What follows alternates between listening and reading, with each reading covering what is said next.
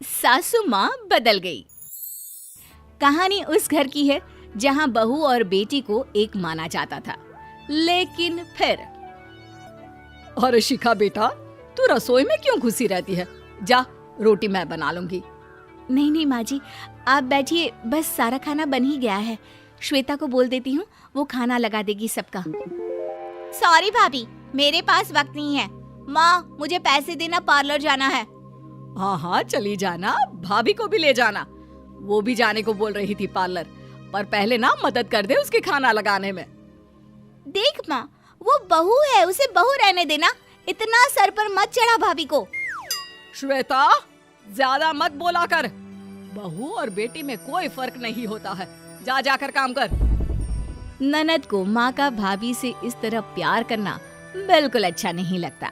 वो बार बार किसी न किसी तरह माँ को भाभी के खिलाफ भड़काती रहती, लेकिन कोई फायदा ना होता। एक रोज, अरे बेटे किशन, जा बहू को कहीं घुमा कर ला, सारा दिन घर में काम करती रहती है। हाँ हाँ माँ, हम लोग जा रहे हैं ना गोवा। अच्छा जी, भाभी ने तो हमें बताया भी नहीं। वैसे तो सारी पंचायत करती है, ये गोवा वाली बात क्यों छुपा गई हमसे? अरे क्योंकि उसे खुद नहीं पता था बहन। मुझे टिकट सस्ती मिल रही थी तो मैंने बुक कर दिया। हाँ शिखा, पैकिंग कर ले, संडे हम जा रहे हैं गोवा। दोपहर में शिखा पैकिंग कर रही थी कि सास आ जाती है। ये क्या बहू, साड़ियाँ? अरे गोवा जा रही है घूमने या फिर शादी में मायके हैं? माँ जी, ऐसा कुछ है ही नहीं, समझ में नहीं आ रहा क्या रखूं कपड़े में। अरे तेरी और श्वेता की साइज तो एक ही है, उसके कुछ मॉडर्न कपड़े ले ले, आकर लौटा देना। हाँ माँ जी, ये ठीक रहेगा। शिखा श्वेता के पास जाती है और उससे कपड़े मांगती है।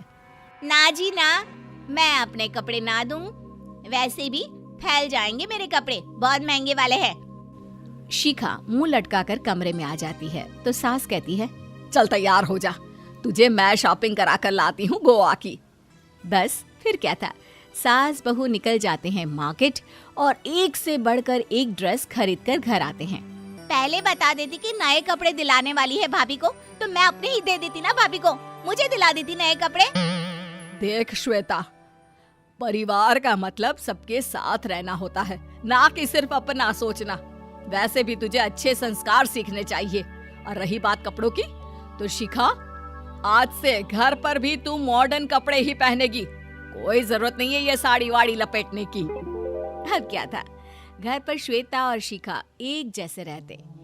एक बार पड़ोसन आती है।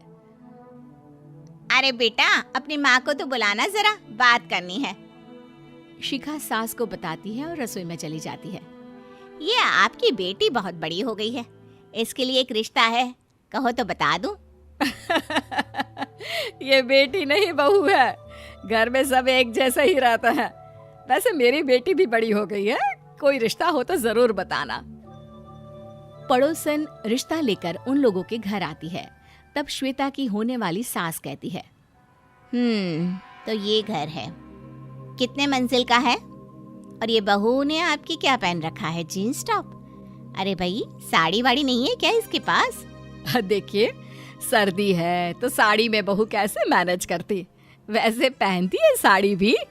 देखिए, हम लोग ठहरे पैसे वाले लोग, कोई कमी नहीं है हम लोगों के पास पैसों की, बहुत पैसे हैं, जमीन, नौकर चाकर, कार, सब कुछ है, लेकिन घर में संस्कारी बहू चाहिए। समझ रही हैं ना आप?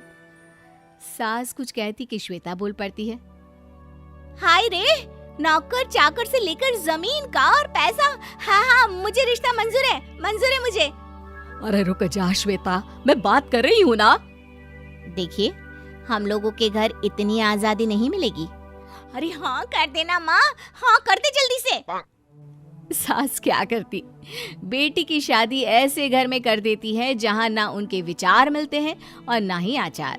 शादी के बाद एक रोज फोन पर, श्वेता बेटा, एक बार घर आ जा, बहुत दिल करता है तुझे देखने का। माँ, वो घर पर बहुत काम होता है, कैसे आऊँ? बड़ा घर है, लेकिन आने जाने वालों की लाइन ही लगी रहती है। बेटा मैं तो जानती थी उस घर का हाल, लेकिन तू ही नहीं मान रही थी। माँ देख, हर घर का यही हाल है।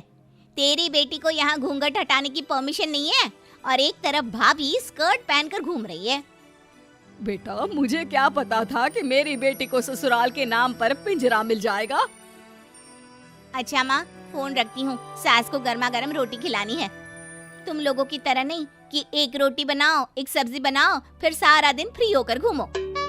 सास फोन तो रख देती है, लेकिन सोच में पड़ जाती है कि एक तरफ बेटी जिसे कोई आजादी नहीं, वहीं दूसरी तरफ बहू जिसे देखकर लगता ही नहीं कि उसकी शादी भी हुई है।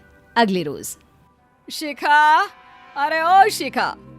हाँ माँ, क्या हुआ? कुछ चाहिए आपको? मैं जिम जा रही थी।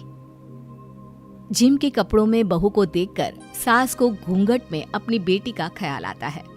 देख बहू, घर में बहू की तरह रहा कर। इतने टाइट कपड़े पहनकर जिम जाना पसंद नहीं मुझे। जा जाकर रोटी बना। रोटी? माँ अभी तो शाम के 6 बजे हैं, इस वक्त रोटी?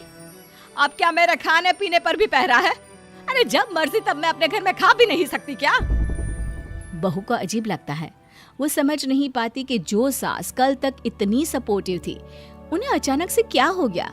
वो किचन में जाती है, गरम रोटी के साथ 2 तरह की सब्जी, रायता, सलाद सब लेकर सास के पास आती है।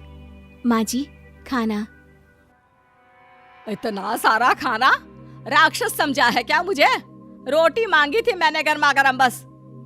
पर माँ जी, रोटी खाती किससे आप? सब्जी तो बनानी थी ना।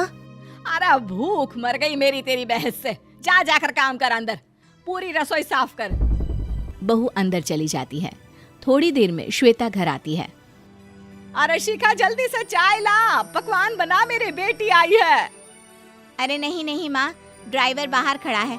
मैं तो घर का कोई सामान खरीदने के बहाने यहाँ आ गई हूँ, मुझे जाना होगा। अरे बेटा, पर कितने दिनों बाद देख रही हूँ तुझे, रहने आ जाना 2-4 दिन के लिए।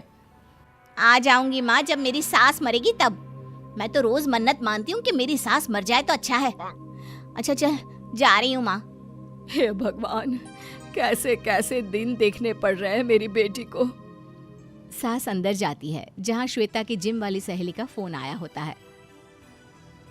क्या बात है, आज जिम नहीं आई? अरे पता नहीं यार, आज माँ को क्या हो गया अचानक। पर खैर कोई नहीं, लगता नहीं कि मैं अब जिम आ पाऊंगी।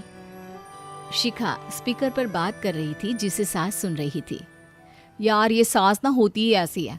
मैं तो कहती हूँ बुढ़िया जल्दी मरे और तू आराम से जिए। शिखा को सहेली की बात पर गुस्सा आ जाता है। माँ के मरने की कौन सा बच्चा दुआ मांगता है मोहिनी? आगे से ऐसी बात मेरे सामने मत करना। हमारे घर की शोभा ही माँ है। क्या हुआ जो थोड़ी सख्ती दिखा रही है? उसमें भी कोई ना कोई उनकी भलाई ही होगी। मैं तो कहती हूँ भगवान मेरे जैसी सास सबको दे, जो सिर्फ माँ की तरह है। सास वाली तो कोई बात ही नहीं है उनमें।